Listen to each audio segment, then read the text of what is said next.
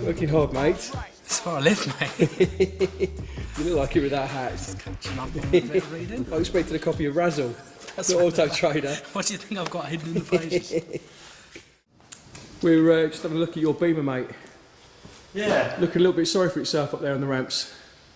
Yes, I haven't driven it in over a year now.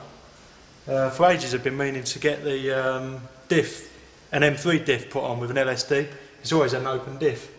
And I've been fanning around getting this built with a 3.9 ratio instead of a 3.15, which an M3 has.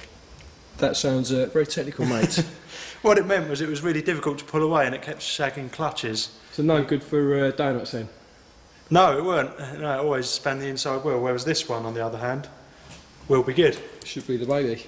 So yeah, I need a hand off you guys later to fit the whole rear beam. I got the old one off on my own, but in pieces. It's kind of in the corner. So that's where you've been all week? Yeah, that's where I've been down here, polishing exhausts and things. Damn. Cheeky monkey. I've got a, before we go, mate, I've got to ask you. You've got a lovely high performance car here, and your golf clubs. Yeah, it's perfect. You live the life. They love all this down the golf club, the Sierra. As you can probably tell, Nice. it's been sitting in here for a little while. So first job is to get the battery charger on it. So hopefully it will be now. It'll probably. Yeah, let's Give it a go. hope he's happy.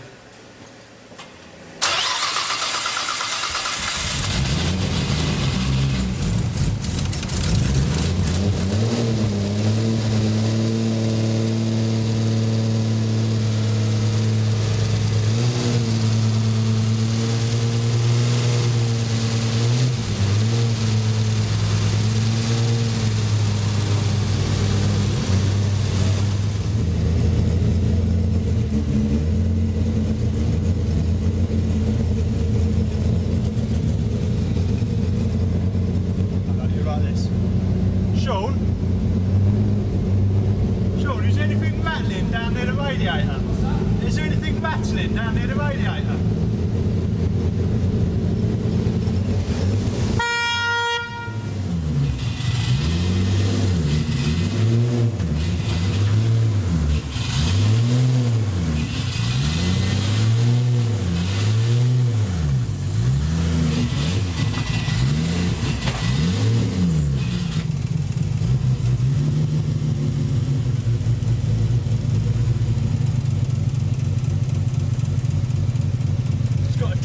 Clutch, which ain't too bad when it's cold, but when it's hot it's a bit on or off, so just weaving around areas like that slowly is a bit more difficult.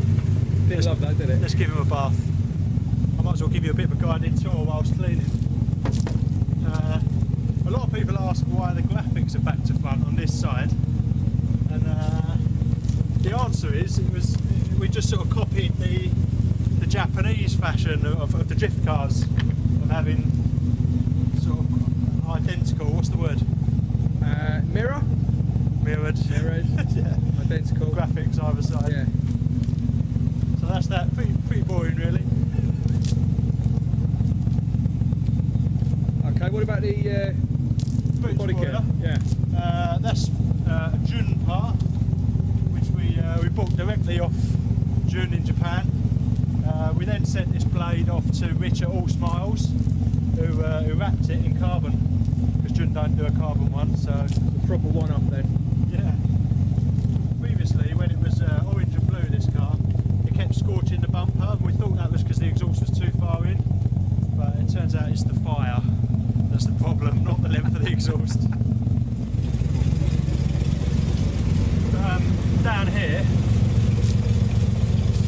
got another exhaust, or what's known as a screamer pipe. And what a screamer pipe is when the engine comes on boost, the wastegate's open, and they direct sort of excess gas down the screamer pipe. Normally that gets ducted back into the original exhaust, but we thought instead of going back into the exhaust, we'll come out into its own pipe. So there's our screamer pipe. Over here, instead of a headlight, we've got a Tomei air scoop that sort of supplies nice cold air into the turbo side, the inlet side of the engine. I'm pretty sure it is road legal, because I think you only need headlights in the dark. I expect we'll find that out when we get stopped. But we have got a headlight that we put in for the night time. Tell us about your rim then, mate. Rims, we've got 9.5 by 20 inch Volk GTC Phase 2 rims all round. Gunmetal grey centres, optional centre caps. Shod in 20 inch 225 3020 BF Goodrich G profilers. We had it round Donington the other week, and they actually hang on really well, so I'm quite pleased with that. The front we've got an AP 6-pot conversion, 355mm discs, and they work pretty well. The old brakes did work well. We had, when the car was standard, I took it around Castle Coombe, and it was braking really, really well. But when I come off the track, the guy, he said, your brakes are on fire. I thought, yeah, whatever. Got out, sure enough, the pads were on fire.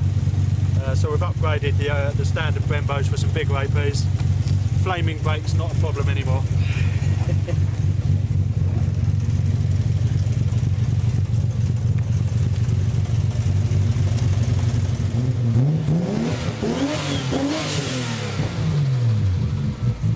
I love that.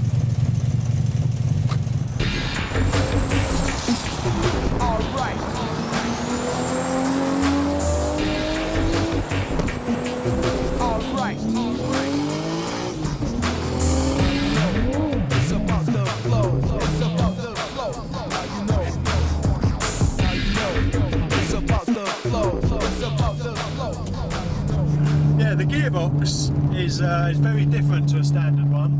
On a standard gearbox, you can, if we're driving along like this, if I put my foot on the clutch, you can change into any gear you want, but with the aid of the synchro meshes. Whereas this hasn't got any synchro, well, it has in 5th gear. It's called a dog engagement, so you need to match the engine revs to the gearbox speed. It basically means that if you've got a lot of revs, you can get it into any gear you want, not a problem.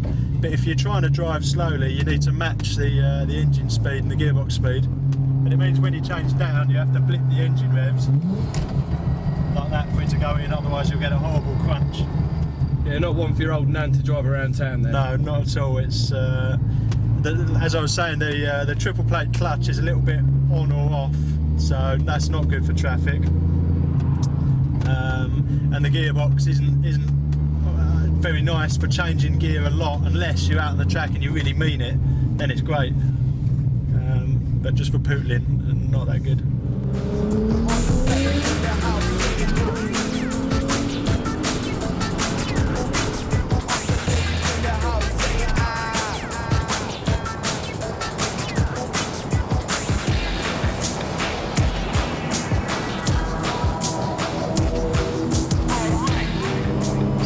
Of the dog box is how quickly we can change gear when we are in a hurry. A little bit like this.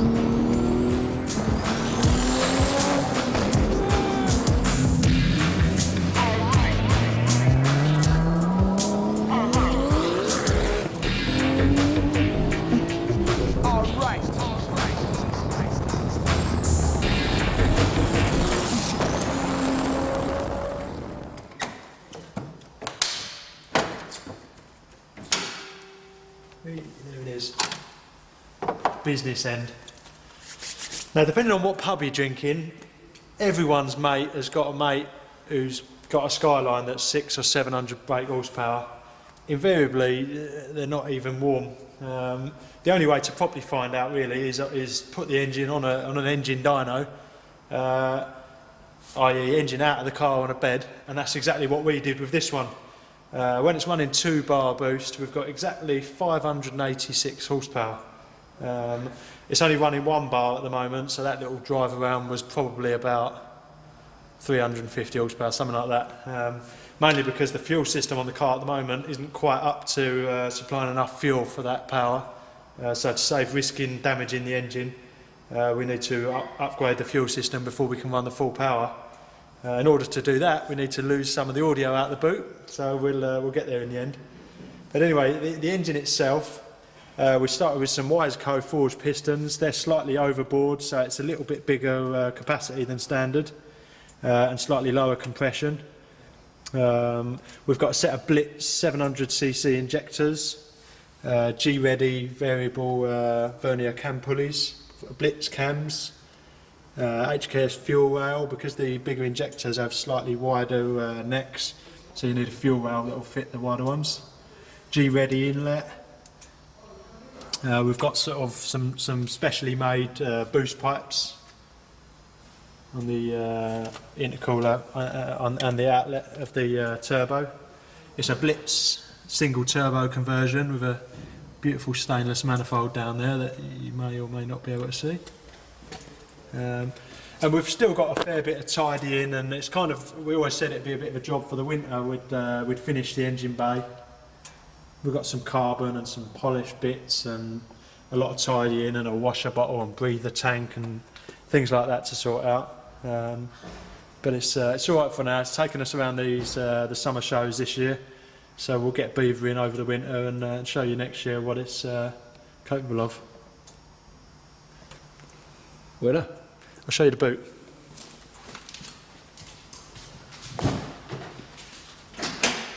The boot is awesome. There's a superb trick idea. What we've got underneath this TV here, there's a little camera there. Don't know if you can see him. That camera, when the boot is closed, looks at these 2 gauges. That's a boost gauge and an exhaust gas temperature gauge. And what you do is select that on the TV on the dash, so you've actually got the gauges on the telly. In reality, the camera ain't really good enough, so it doesn't really work, but it's a nice idea.